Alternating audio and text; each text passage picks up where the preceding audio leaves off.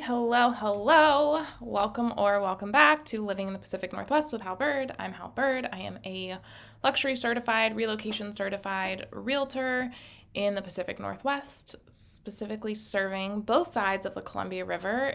So Portland, Oregon, Vancouver, Washington, Southwest Washington. And you're an icon. And I am an icon agent, a 2-time icon agent with eXp Realty. What'd you say? I said, yay. Oh, we need sound effects. Maybe that'll be the next. I need the soundboard. Yeah. Oh, wait, I was supposed to start our music. All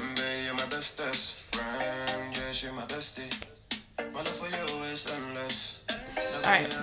I really like just light background music when we're live because I don't know about you, but just listening to someone's voice nonstop, I don't know. So it's kind of nice to have a little undertone of things. How's that volume? Let me know. Hello. If you can like this video as you come in, if you're having a good day, give it a like. If you're having a bad day, maybe if you give this video a like, you'll have a better day. Thank you. So, yeah, today we're talking about how things change. This is kind of going to be a quick one. Not tons and tons to talk about, but you know how it can get when Jarrett and I go, where we can get a little chatty. Okay, so if you have questions, drop them in the comments. If you have comments, drop them in the comments, and we will jump in. What are we jumping in with? We're talking about State of the Union. State of the Union. Mm-hmm. There was one thing I forgot to do.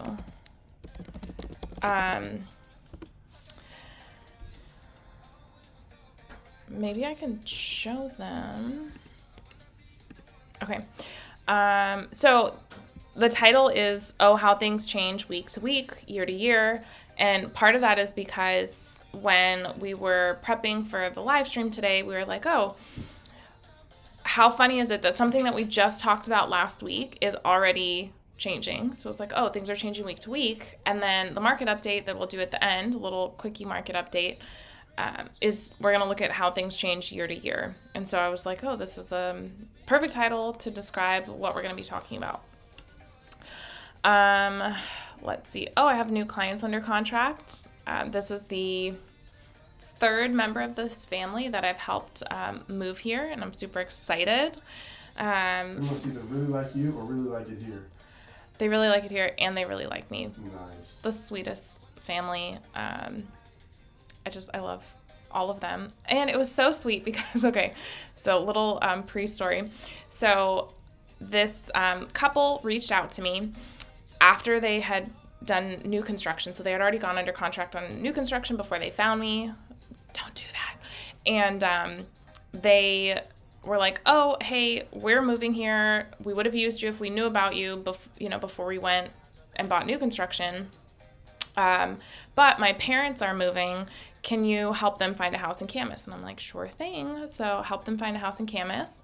And then his sister moves up and he's like, hey, can you help my sister find a house? And I'm like, sure thing. And now his in-laws are moving up here and I'm helping them. And so this client, I've talked about their story a little bit. I don't want to give too much of their personal information. But the grandparents live with them. And so I got to meet the grandparents for the first time. And they were so cute, the sweetest people. And they were like, we went on a road trip with you and Jarrett. And Jarrett happened to be with me at the showing. He was walking the neighborhood. He was taking some calls. And I texted him like, hey, if you can come by the house, I want to introduce you to these people. And they were so excited to meet him. And it was just very cute because they were like, we know you. We've spent a lot of time with you. And it was the first time we met. And they were just the cutest, sweetest couple. And so I just love everyone in the family. That's one of the best things about what I do. I feel like I get to work with the best people. The best people come through this YouTube channel, which is why I'm always asking you guys to subscribe and like videos, because when you do that, it helps more people like you find the channel. And then our community gets better and better and it grows. And, we're really big on community. We have this whole motto campaign now that's a mission, that you don't just get a home, you get a community when you work with us. So, okay, let me share my screen. Where are we? Anything? Oh. No, that's not today. Okay. So we don't have any events per se. I know we normally come to you with events. We didn't find anything. So this is a change that happened week to week. So the Columbian is our local newspaper for Clark County. I highly recommend subscribing. We are subscribers. And last week we were talking about homelessness. So if you haven't seen that video, I would go back and check it out. That's from November 7th, 2023. And as we're reading the paper, what do you know? One of the cleaner and safer homeless camps, what's dubbed the City Hall camp, is going to be removed to make way for Vancouver development. And this came out this morning, and all the people that are staying behind the lot in City Hall have to be gone by tomorrow night, Wednesday night. What are you going to say, dear? Why do you consider that one of the cleaner and safer lots? That's what the article says. Oh, okay, because that was unsanctioned, right? Like that wasn't or was that allowed? I don't know. Okay. I thought it was sanctioned, but I don't know. Okay. So you can kind of see here if we zoom in, the city, CCRNA, LP West are collaborating on a master site for this plan, which includes, like, you see this dotted line. So right under where it says downtown Vancouver, that's Esther Short Park, and then there's the roundabout this to the left. Outside of the dotted line. So inside the dotted line, we have the Hilton, which is also like the convention center here. And then to the left of that, you have City Hall. And then there's this parking lot, which we've never been in. And this is where that camp is. And then there's some sort of commercial building here, parking lot behind it, and another parking lot. And you can already see like all the development that's going on at the waterfront. And even like this is an old photo because where my mouse is right here, this is a parking structure right now that's supposed to become, what's the word, public, I guess, available, completed in 2024. So they're forcing everyone to move out. So it's just funny because if you look at that, or if you were here last week, or you look at that live stream, you'll see the photo that we were showing. Maybe I can pull it up. I don't even remember it was about the voting. I'll see if I can find it. So city officials handed out papers telling people living in the camp they had to be gone by Wednesday night to make way for development of this site. Which, I don't know, is kind of interesting in a way. Oh, let's see what it says. The notice to leave follows an agreement between the city of Vancouver and the residential real estate firm LPC West in October for the development of the waterfront gateway. So this won't be, you have the Vancouver waterfront and then you have the waterfront gateway, which goes between, it's kind of like, I guess from the most southern parts, like the Columbia River, the Vancouver waterfront, the gateway, and then downtown Vancouver, and then uptown. So they made a deal for a 4-building project on city-owned property to the south and west of City Hall. It will provide 435 housing units, including 95 affordable units, retail space, a parking garage, and 2 acres of public outdoor spaces. For approximately 6 months, that part of that land has been home to up to 30 people experiencing houselessness. Some residents of the encampment say it was one of Vancouver's cleaner and safer camps. If you had to guess, wouldn't you say that there was way more than 30 people there? Yeah, it seemed more like closer to 100. Yeah, I was going to say 60 to 100. It seemed way bigger to me. And I'm sure that number varies by the hour, so I don't even know how you would measure something like that. Just by nature of people being transient, you know? Yeah. A wintry breeze blanketed the encampment Friday. John Giuseppe bound his tent to a cart with the rest of his possessions. He's a 62-year-old Army veteran who has been homeless for the last decade, 6 months of which he spent in a green tent in the City Hall encampment. Look at the ages of these people. J.P. Walmer, who will turn 72 on Friday, spent the weekend scoping out other encampments in the city trying to find his next home. He said he filled out an application to live at 415 West, but has not heard any updates. He entered the camp on a 106-degree August day after getting evicted. Ugh. What was that thing called? The emergency declaration? I think it's a little poor timing for the city. I mean, like, to have this come out. I like how this comes out. I have to explain it. What's the declaration here? So this is the article from last week where we were talking about the camp and the juxtaposition between like these luxury apartments that are being built and then this homeless encampment right next to City Hall. Like City Hall is to the left in this photo. Then you have this gateway area. That's the lawn that they were parking on. And we even pointed out this Veterans Memorial. There's a mural, Veterans Memorial mural in the Vancouver waterfront gateway. So things change week to week. Last week they declared a civil emergency, and then now this week the city is kicking people out, which I really don't even know how to interpret that. I think it's kind of a bad look. Like, you just said it's an emergency, and instead of improving it, now you're making these people who are in this encampment move, which is further destabilizing them. Or maybe their definition of an emergency allowed them to do that. You know, like we don't know. You know what? When we read that article last week, it did say that where is it? Basically, it allowed them, the emergency order will allow the city manager to access additional funds and resources to manage the emergency and designate up to 48 acres of public property and rights of ways closed to camping. So if they hadn't done that, then maybe that was what was holding up the development. Right. They couldn't. So what they kind of made it seem like it was something they were doing to help was actually just to push people out for further development. Vancouver officials explain emergency declaration. City manager says its purpose is to make community safer. This would be worth reading. Oversaturated camps. And I think what we talked about last week and a little bit about the Richfield video was how a lot of Portland's issues are starting to kind of bleed over the bridge into Vancouver, and this is a perfect example. Yeah. Okay, well, on a brighter note, the community is invited to help create a mural in Washougal. Artwork will adorn the bathroom building at Hamlet Park. Help us design a mural. So the East County Citizens Alliance, an East Clark County nonprofit organization, endeavors to improve its communities by facilitating projects that bring people together to accomplish a common goal. So that, let me pull this up so you can see. If you know where downtown Washougal is, these are the roundabouts here on Highway 14. This is where Hamlet Park is, over off of Addy Street.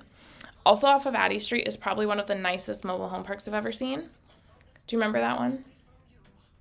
In Washougal? Yeah. Oh, yeah, I like that place. It's probably like one of the most well-kept, aesthetic, best managed. Like, it's definitely, I think, the nicest mobile home park. It's kind of set back and built into and around the rest of the neighborhood is really nice. Yeah.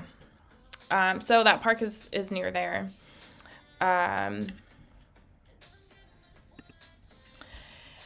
And so it says, studies have shown that public works of arts are incredible for communities. I would say, because we actually, one of the things we're going to do in the spring as a client event, so if you aren't a client, become one, or reach out to me if you know that you want to work with me in the future, because even if you are not a past client, if you are a future client, you can be invited to our client events.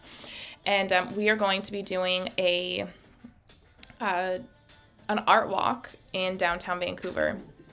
Curated art walk. So we're super excited about it. We're going to have basically a little walking tour in downtown. We're going to take photos in front of the murals.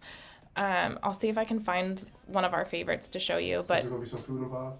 Of course there's going to be food involved. All right. I was going to say we could go to Little Conejo. That's one of my faves, but they're not really good for groups. It's always so busy, so we'll figure something out.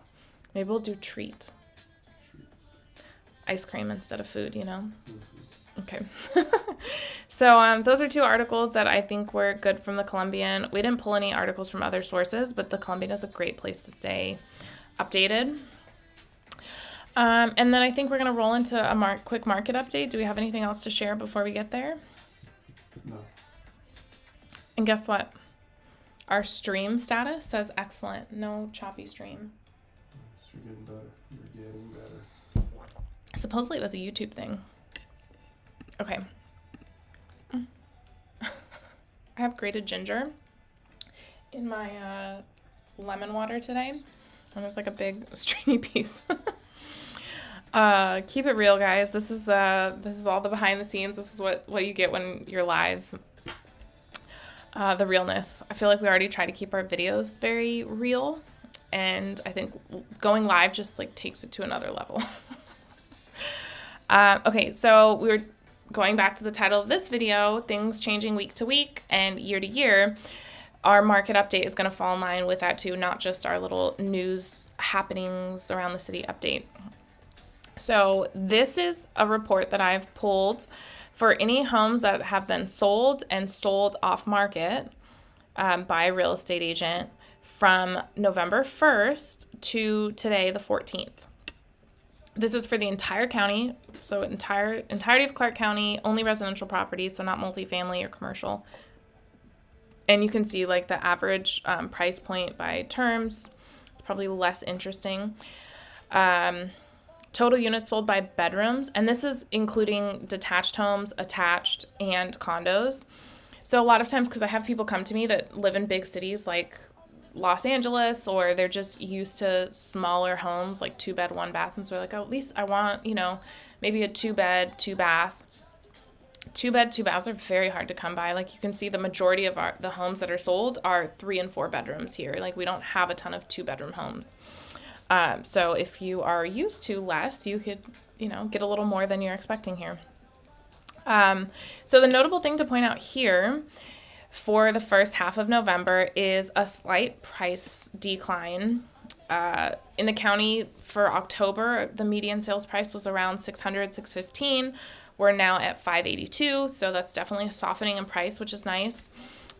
Days on market and cumulative days on market. So that's this column. Oh, didn't want to highlight the whole thing. I wish I had a little highlighter. Anyway, median days on market is 25. To me, that is the most useful stat because the average, if you have a house that like backs up to the busiest street and is like next to a sewage facility and just like in shambles, right? Like a house that might stay on the market for a really long time. And that house has been on the market 600 days, that's going to skew the average, whereas the median, to me, is a more true number. So we're looking at 25 days, which is actually lower than it's been. Well, I can show you, but I like that the prices are softening a little bit. It makes it a little bit easier. And then you can see sold price to original list price is only about 96%. So on average, if you see a home that's listed at, let's say, 600 for round numbers, you're going to see it close probably about 4% below that, so almost $25,000 less, so $575. This is just for November, so these are the most recent stats. Most of the time when you see realtors post market update stats, they wait until the MLS has actually published the stats, and they're not doing it in real time, so we like to do things a little different around here, try to keep it unique and authentic to us and entertaining and all the things, and so I like kind of this 2-week update because it's showing you at least a trend for what's happening in November. Right. But most notably, I would say, is that there have only been, 119 homes sold in all of Clark County, which is a county of 500,000 people. Vancouver has almost 200,000 people. We're like knocking on the door of 200,000 people. And then going back to the change of, so this is kind of week to week. We talked about the market update last week. This is what the market's doing the first half of November. But let's look at year to year. So if we're about halfway through November now and we have 120 units, let's call it, double that, maybe we're going to end around 250 to 300. When we look at 2017, we had 646 units in November, 740 in 2018, 2019, we had 650 units, 2020, 632, 2021, 700, 750. I'm rounding here, obviously. Then last year, November was the peak of interest rates, around 7.5%, 7.25%, 7.5%. And we had only 489 homes sold. So the fact that last year we had almost 500 homes sold, but this year, halfway through the month, we only have 120, just goes to show you a couple things. Number one, inventory is way, way down, significantly. And even though interest rates are about what they were last year now, I think a lot of people have taken a back seat. A lot of people have concerns about the market, or just, frankly, affordability issues with the prices and the interest rates combined. It's just becoming less affordable for especially like average people. So it is interesting to see that. We also have historically winter slumps. During the COVID sellers market, not so much. The market remained really steady through the winter, but it looks like now we're in a correction period, it feels like, where we're going back to what would be normal. But I mean, even pre-COVID, when you look at November 2019, we had 650 homes. When you look at 2018, we had 700, we had 650, like still significantly more. So if 2017 to 2019 was normal, we're definitely in a not normal time right now. We're in this correction phase. So it's I don't know. It's interesting to me. Don't cry, but look at the median price point. In November of 2017, $330,000. And as we go through 2018, we're in the threes, mid threes really, up until, let's see when it actually crosses 4. Nope, we're still in the high threes. June 2020 median price point was $399. July 2020 is when we crossed into the 404. And then we got to 500 January of 2022. And now, if you look most recently, we're at 526 median, which is not that bad, all things considered. But keep in mind, last week when I showed you, because remember I said that we were around 6 to 615, that was for detached homes. This is for all homes. So this includes condos, which are going to be more affordable. It includes attached homes or townhomes. Those are going to be more affordable as well. So that's going to bring the numbers down a bit. So, I mean, and what's the high? Let's see. 546? Anything higher than that? No. So, I mean, we're still on the higher end. If the highest median sale price was July of this year at 546, even as interest rates have gone up, because interest rates go up, you would think, oh, demand's going to go down, so prices are going to fall. But because the inventory went down more relative to demand, the prices have stayed the same. I hope that makes sense. You're the realest realtor for sure. Thank you. So yeah, it's really interesting to see, and you can see going when homes were staying on the market 11, 8, 9, 17, 30, right? And then you can tell when things got really hot, we went down to 9, and now we're at February of 2021. It's 5 days on market, 4 days on market, 5, 6, 7, 5, 5, 5, 6. Like, you can easily see when things were the hottest and how quickly things were selling. That was a crazy time. I do like this market a little bit better because from the standpoint that my clients have more time to think and make decisions, and but one of the things that I've seen recently, I would say in the last couple months with my clients, is that they see a house that they like and they're like, well, it's been on the market for 18 days, and so I'm going to take a couple days to think about it. And you still have to make decisions quickly, because what you're not realizing is that if you're starting that process, we see a house on the 18th day that it's been on market, and you want to take like a few days to think about it. So you're at day, let's say 3 days, we'll say 5 days. We're at day 23 now. What people don't realize is that same process you're doing, that like 5-day process of thinking about it, someone else started that process on day 12. And so while you're thinking about it, even though you're like, well, it's been on the market and homes are sitting more and there's price reductions, don't wait around on it for a house that you like to have a price reduction. Just offer the price that you want. If you're like, I would love it if they reduce the price by $20,000, let's offer $25,000 less and see if we can come to a deal and negotiate, because there's no reservations on these homes. They are freely available, and at any time, and you don't know the seller's motivation, at any time they can get an offer. And a motivated seller can get an offer today at 11:03 a.m. and they can have that offer signed before 5 p.m. tonight. So while you do have more time to think about it and there is a little bit more flexibility, the difference between the COVID seller's market was that you knew that the house was going to go in 4 days. There was an offer review deadline. So when I showed you a house on Saturday at 11 a.m., we knew offers were due at Sunday at 5 p.m. You had a short time to think about it, but you still had a definitive time to be like, okay, if I don't get my offer in by this time, the sellers aren't going to consider it because they're going to sign an offer before 9 p.m. on Sunday night. Now, I can show you a house today. Let's say that the seller gets an offer at 5 p.m. and I showed you a house at 2 p.m. There's no guarantee that that agent is going to reach back out to me and say, hey, we got an offer. What if it's cash?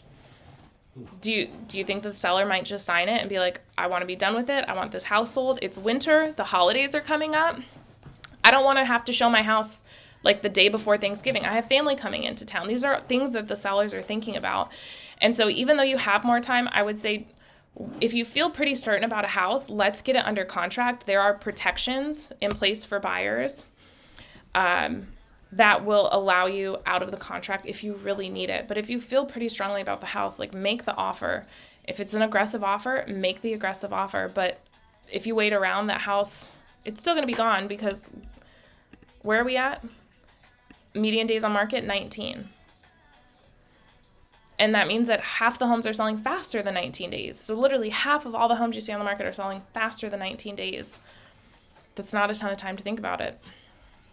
So you still have to have a sense of urgency. You still have to make decisions quickly, but you do have a little bit more space to do your due diligence. And one of the things I do, anytime, if you even hint to me, if we have a virtual showing and you even hint to me like, hey, I really like this house, I'm going to be in contact with the agent. Like, hey, if you get an offer, let me know. My clients are interested. They're just, doing their due diligence. They're going to take a little bit of time to think about it, or whatever we end up saying to them.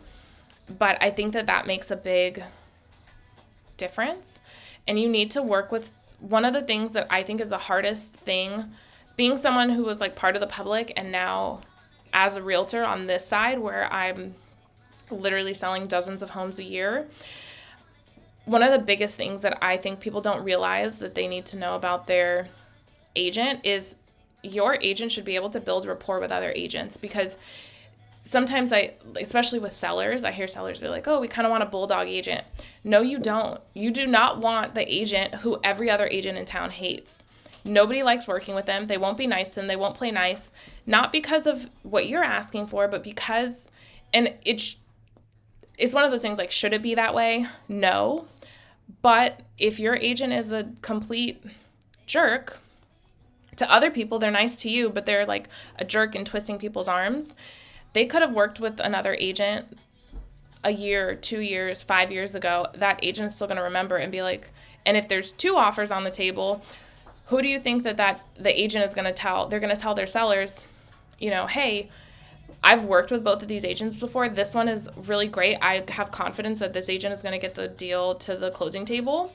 Or this agent has a reputation for strong-arming the sellers or strong-arming the other side of the party, and or the other side of the transaction.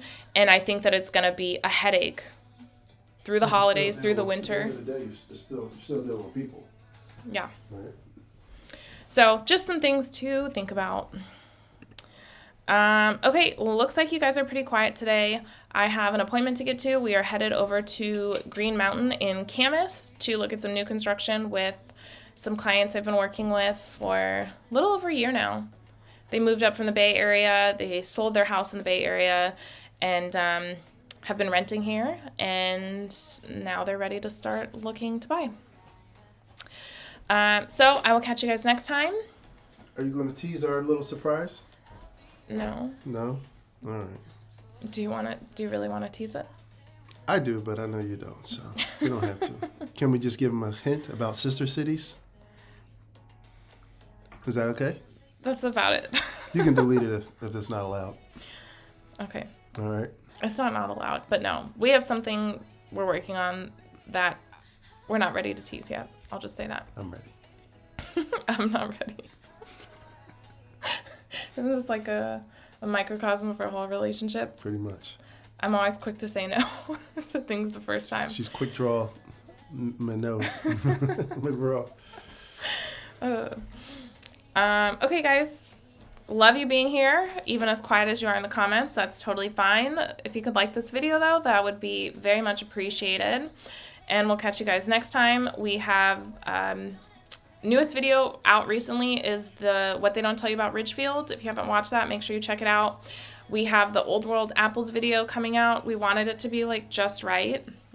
So we've been tweaking that quite a bit. But it's pretty close, right? Is it done? It'll be out tomorrow. This week? Tomorrow. Yes. And we have a really eye-catching driving tour. yeah. We had some people visit in like beginning of October and they're like, oh, the leaves aren't really changing.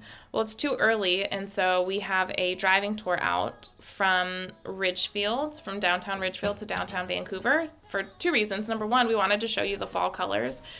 Number two, we wanted to show you that going from downtown Ridgefield to, which most people actually live closer to downtown Vancouver than downtown Ridgefield, but show you it's not that far of a drive. It's like 22, 25 minutes, something like that.